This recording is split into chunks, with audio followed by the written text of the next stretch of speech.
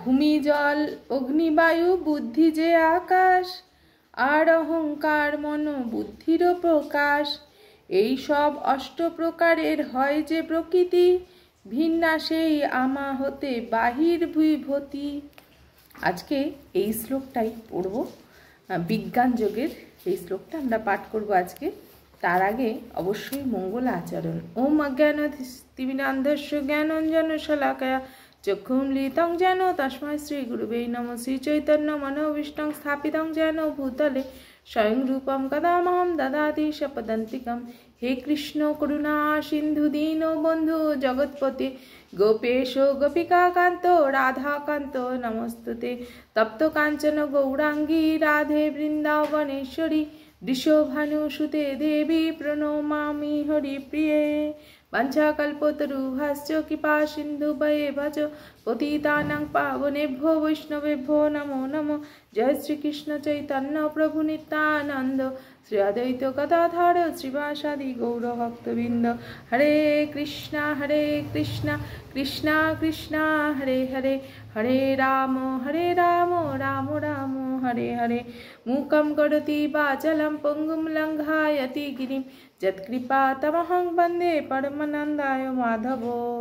শ্রীল প্রভুপাদ কি জয়। গ্রন্থরাজ শ্রীমদ্ ভাগবত গীতা যথাযথের জয়। হরি বল। হরে কৃষ্ণ বন্ধুরা, আজকে শ্রীমদ্ ভাগবত গীতা যথাযথের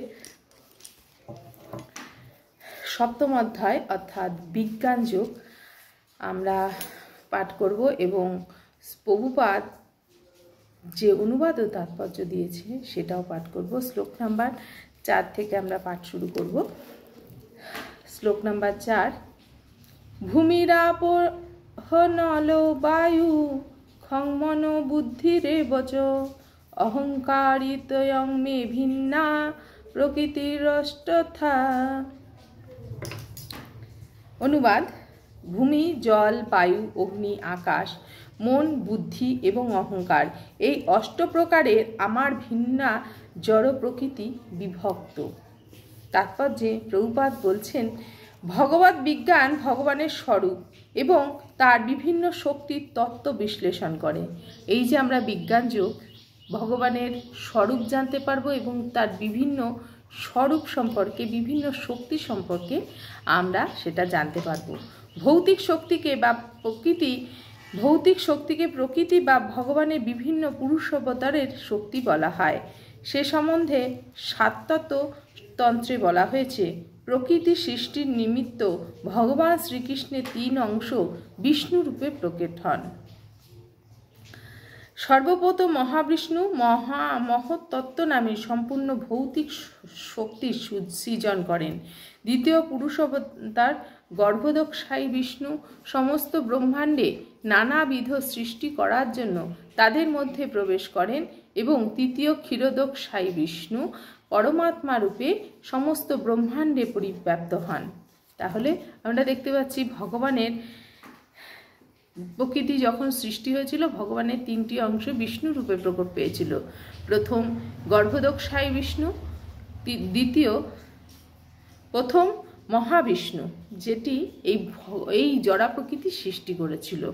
তারপরে গর্ভোদকশায়ী বিষ্ণু, যিনি ব্রহ্মাণ্ডে নানাবিধ সৃষ্টি করার জন্য সমস্ত ব্রহ্মাণ্ডে তিনি প্রবেশ করেন। মানে ব্রহ্মাণ্ডে যে নানাবিধ জীব, পশু, পাখি রয়েছে সেই সমস্ত সৃষ্টি করার জন্য তিনি ব্রহ্মাণ্ডে প্রবেশ করেন।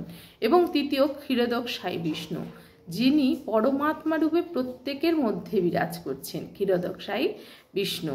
সেটাই বলা হচ্ছে যে ভগবান 3টি বিষ্ণু রূপে, প্রথমে যখন এই ব্রহ্মাণ্ড সৃষ্টি হয় তখন 3টি বিষ্ণু রূপে তিনি প্রকট হন। এমনকি তিনি পরমাণুগুলির মধ্যেও বিরাজ করেন।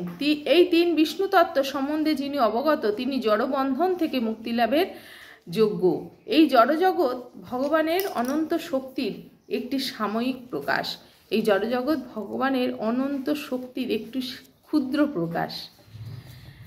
জড়জগতের প্রতিটি কর্মই ভগবান শ্রীকৃষ্ণের আংশিক প্রকাশ। জড়জগতে যা কিছু হচ্ছে সমস্তটাই ভগবান শ্রীকৃষ্ণের আংশিক প্রকাশ। এই 3 বিষ্ণুর পরিচালনায় সাধিত হয়। এই জড়জগতের যা কিছু হচ্ছে এই তিন বিষ্ণুর পরিচালনায় সাধিত হয়। আংশিক যে প্রকাশ তিনজন তার পরিচালনায় সাধিত হয়। তাদের বলা হয় ভগবানের পুরুষ অবতার।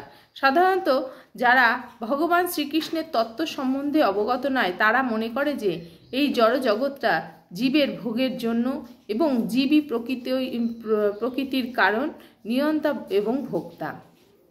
যারা ভগবানকে জানে না তারা মনে করে এই জড়জগৎ আমাদের ভোগের জন্য, আর তারাই নিয়ন্তা, মানে তারাই এই জড়জগতের সর্বেশ্বর এবং তারাই ভোগকারী। ভগবদ গীতা অনুসারে এই নিরীশ্বরবাদী সিদ্ধান্তকে ভ্রান্ত বলে প্রতিপন্ন করা হয়েছে। আলোচ্য শ্লোকটিতে বর্ণনা করা হয়েছে ভগবান শ্রীকৃষ্ণই হচ্ছেন জড় সৃষ্টির আদি কারণ। শ্রীমদ্ ভগবত গীতাতেও একথা প্রমাণিত হয়েছে। জড়া সৃষ্টির যে সমস্ত উপাদান তা হচ্ছে ভগবানেরই শক্তির বিভিন্ন প্রকাশ।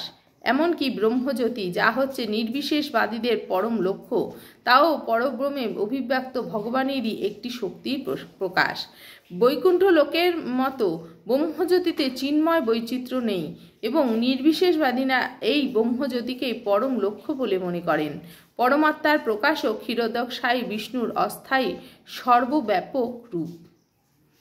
ভগবত ধামে পরমাত্মা রূপের অভিব্যক্তি নিত্য শাশ্বত নয়। সুতরাং যথার্থ পরম তত্ত্ব হচ্ছেন পরম পুরুষোত্তম ভগবান শ্রীকৃষ্ণ। তিনি পূর্ণ শক্তিমান পুরুষ এবং তিনি বিভিন্ন অন্তরঙ্গা বহিরঙ্গা শক্তি সমন্বিত।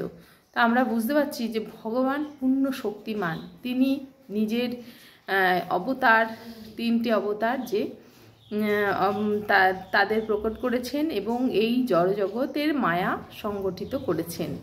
আর অন্তরঙ্গা এবং বহিরঙ্গা তার থেকেই শক্তি, তার থেকেই কিন্তু প্রকাশিত হয়।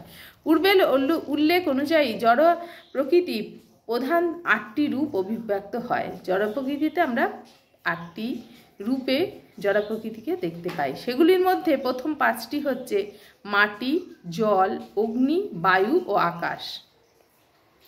জড় প্রকৃতি কি দিয়ে তৈরি? প্রথম 5টি হচ্ছে মাটি, জল, অগ্নি, বায়ু ও আকাশ। এগুলোকে বলা হয় পঞ্চমহাভূত বা স্থূল সৃষ্টি। তাদের মধ্যে নিহিত আছে পঞ্চ ইন্দ্রিয় বিষয়। সেগুলি হলো ভৌত জগতের শব্দ, ভৌত জগতের। সেগুলি আমাদের তাছাড়া আছে পঞ্চ ইন্দ্রিয়, সেগুলো হচ্ছে ভৌত জগতের, যেমন শব্দ, স্পর্শ, রূপ, আস্বাদন ও গন্ধ। প্রকৃতি ও বিজ্ঞানের এই 10টি তত্ত্বই আছে, আর কিছু নেই। এই 10টি তত্ত্বই দিয়ে প্রকৃত বিজ্ঞান যে সেটি রচিত হয়েছে, আর বাদবাকি আর কিছুই নেই। কিন্তু অন্য 3টি যেমন মন, বুদ্ধি ও অহংকার সম্পর্কে জড়বাদীরা কোনো গুরুত্ব দেয় না। কিন্তু তাছাড়াও আরও 3টি আছে তত্ত্ব, যেগুলি হচ্ছে মন, বুদ্ধি এবং অহংকার। সব কিছুর পরম উৎস শ্রীকৃষ্ণকে না জানার ফলে মনোধর্মী দার্শনিকেরা কখনোই পূর্ণজ্ঞানী হতে পারে না। ভবরোগের মূল কারণ মিথ্যা অহংকার, মানে আমি এবং আমার সব কিছু আমি হচ্ছে সর্বকিছুর কর্তা এবং সব কিছু আমার, এটাই হচ্ছে মিথ্যে অহংকার। আর এর মধ্যে ভোগের জন্য 10টি ইন্দ্রিয়ের সমাবেশ হয়।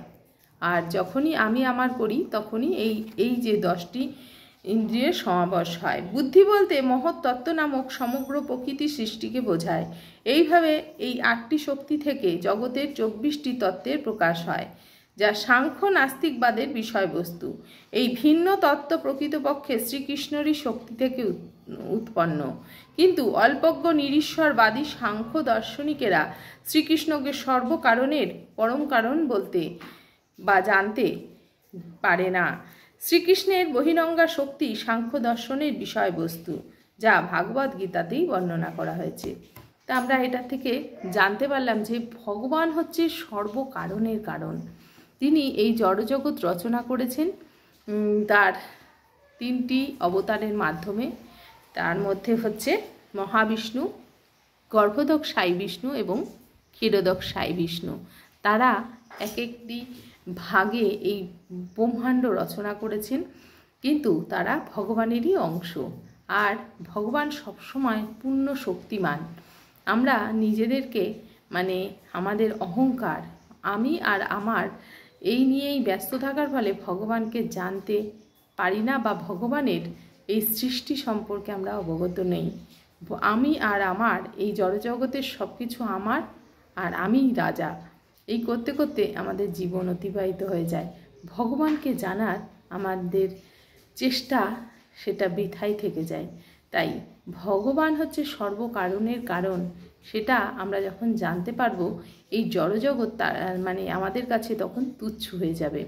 এই জড়জগৎ তখন আমাদের কাছে মূল্যহীন হয়ে যাবে। ভগবান আমাদের চালনা করছে, আমাদের নিঃশ্বাস নিতে পারমিশন বা আজ্ঞা দিচ্ছেন, তাই আমরা নিঃশ্বাস নিতে পারছি। না হলে 1 মিনিটে 1 সেকেন্ডে আমরা এই দেহ আর চালনা করার শক্তি আমাদের থাকে না, তা তো আর বাড়ি গাড়ি দূরের কথা।